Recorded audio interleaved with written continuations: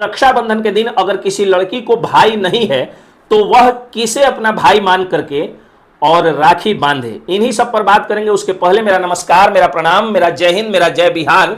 मैं हूं एसके पंकज, वकील सह पत्रकार।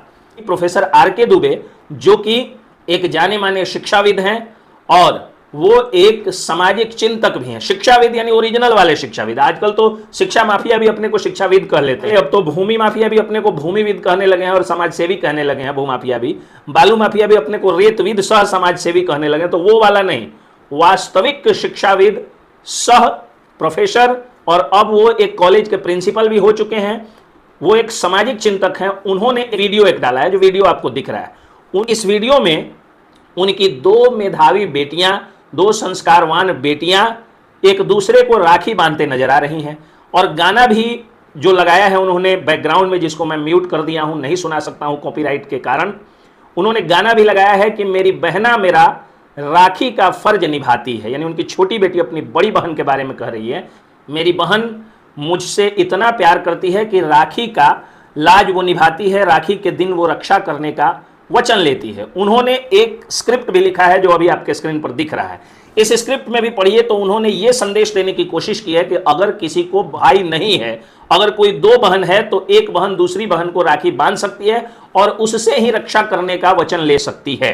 कितना बड़ा सामाजिक संदेश श्रीमान आर.के. दुबे जी ने दिया है, इसी की चर्चा मैं कर रहा हूं। कि देखिए, रक्षाबंधन के दिन जो दो तीन तस्वीरों पर मैं बात करने आया हूं, उसी में से एक ये है कि इस वीडियो के माध्यम से आर.के. दुबे जी ने बताने की कोशिश की है कि अगर किसी बहन को भाई नहीं है तो वो बहन को ही भाई मान करके और राखी बांध सकती है। अगर कोई इकलौती बेटी है तो वो अपने बाप को राखी बांध सकती है।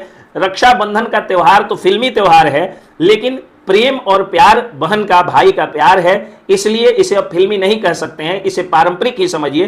पारंपरिक रूप से ब्राह्मण देवता लोग जो है वो अपने यजमानों को रक्षा सूत्र बांधते थे और यही रक्षा सूत्र बाद में रक्षाबंधन का रूप धारण किया, राखी का रूप धारण किया। पद्मावती और तैमूर लंग की कहानी जो है वो बीच में आती है, फिल्मों के द्वारा भी दिखाया गया।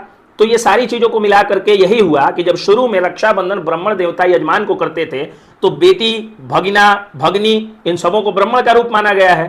तो बेटी भी बाप को बांध सकती है और बहन भी बहन को बांध सकती है।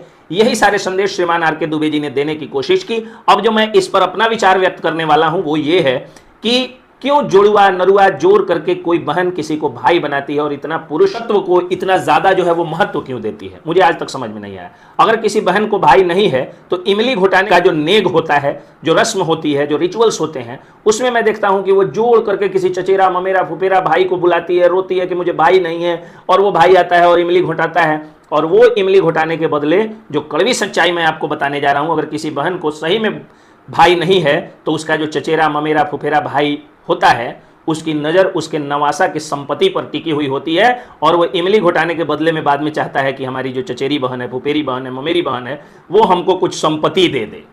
मैं अपना व्यक्तिगत अनुभव नहीं बता रहा हूं, लेकिन मैंने देखा है समाज में, इस कड़वी सच्चाई को मैंने फील किया है। इसलिए बिल्कुल भी हर बहन को मैं हाथ जोड़ करके कह रहा हूं कि अगर तुमको अपना भाई नहीं है तो अपनी बहन को राखी बांधो, अपने पिता को राखी बांधो, लेकिन किसी चचेरा, ममेरा, फुफेरा, गांव वाले किसी जुड़वा नरुआ भाई से राखी बांध करके और उससे इमली घोंट करके उसको महत्व मत दो, वरना उसकी नजर तुम्हारे संपत्ति पर रहती है। सोचो कि जब तुमको भाई नहीं हुआ था और जब ये चांस था कि तुमको भाई हो सकता है, तो वही चचेरा भाई, वही ममेरा भाई, वही फुफेरा भाई अगर बाजार में कभी तुम्हारे लिए पेंसिल तक घटता था तो वो नहीं जाता था, वो पटीदारी करता था।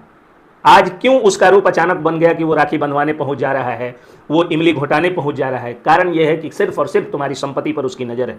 शास्त्रों में और धर्म में कहीं भी ये नहीं लिखा हुआ है, वेद शास्त्रों में कहीं नहीं लिखा हुआ है कि बहन भाई को ही राखी बांधेगी। बहन पिता को भी राखी बांध सकती है। इमली घोटाने की भी जो रस्म है वो अपने खानदान, परिवार के किसी भी संतान से आप इमली घोटवा सकते हैं और मुखाग्नि देने का अधिकार भी औलाद को है, संतान को है, सिर्फ बेटा को ही नहीं। यानी औलाद यानी बेटी भी मुखाग्नि दे सकती है, बेटी भी वो हर नेग निभा सकती है, वो हर रिचुअल्स निभा सकती है जो एक बेटा निभा सकता है। फिर क्यों बेटे का इंतजार, क्यों भाई का इंतजार? और ये भाई और बेटे को ज्यादा महत्व देने के कारण ही समाज में आज स्थिति इतनी बुरी हो गई है कि जिस लड़की को बेटा नहीं हो रहा है वो लड़की बच्चा पैदा करने की, बेटा पैदा करने की मशीन बन जा रही है, या तो उसको बेटी ही होते जा रहा है या कन्या भ्रूण हत्या कराते जा रही है और बार बार वो जान का खतरा मोल ले रही है। और उस जान के खतरा को मोल लेने के कारण उसका अपना जीवन भी खतरे में पड़ जाता है। किसी दिन वो सांस लेना छोड़ देती है, दम तोड़ देती है, मृत्यु को प्राप्त हो जाती है।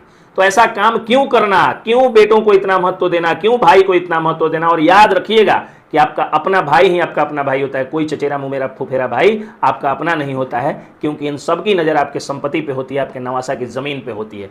इसलिए अगर आपको भाई नहीं है तो आपका एक एक सूत, एक एक इंच जमीन आपके पिता के नाम की जो है वो आपकी है, उसमें कोई भी व्यक्ति आपका जो है उसको ले नहीं सकता है। उस पर आप अपना कब्जा जमाइए और हर जगह बेटा बेटी को बराबर का दर्जा जब मिलेगा और जब बेटों को महत्व ज़्यादा खत्म होगा तभी समाज से कन्या भ्रूण हत्या जाएगी और तभी समाज में बेटियां बेटा पैदा करने के चक्कर में जो मोर्टलिटी रेट है, मदर्स मोर्टलिटी रेट, यानी माओं का मरना जो है वो बेटा ही पैदा करने के चक्कर में जो माएँ मर रही हैं वो मरना भी बंद होगा।